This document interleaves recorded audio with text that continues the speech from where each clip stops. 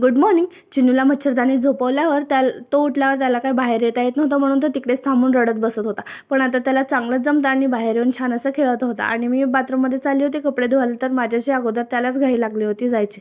आणि सर्व घर आवरत असताना त्याला असं माझ्या मागे पुढेच करायचं असतं. मी जिथे जिथे जाईल त्याला पण तिथे तिथे यायचं असतं.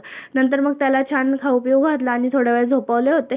आणि मग मी माझे कपडे वगैरे धुवून बाहेर सुकत टाकेपर्यंत तो उठून असं मला शोधत होता इकडे तिकडे. नंतर मग सकाळी जे पापड बनवण्यासाठी डाळ तांदूळ सर्व भिजू टाकलं होतं ते छान ग्राइंड करून घ्यायला घेतलं, तर त्यालाही तिकडे येऊनच लोळायचं होतं. आणि मिक्सरचा आवाज ऐकून त्याला एकदम छान वाटत होतं. नंतर मग पापडचं शिजवता शिजवता चिन्नूचं पण खाऊ बनवून घेतलं आणि त्याला खाऊ घालत सर्व पापड बनवून घेतले. संध्याकाळी हे आल्यावर बाजारात जायचं होतं, कारण थोडीशी शॉपिंग करायची होती ट्रिपसाठी. आणि तिथे गेल्यावर चिन्नूला ही छान अशी क्यूट अशी टोपी पण घेतली. कशी वाटते कमेंटमध्ये सांगा. तर असा होता आजचा दिवस. भेटूया परत. पेजला फॉलो, चॅनलला सबस्क्राईब करा. बाय.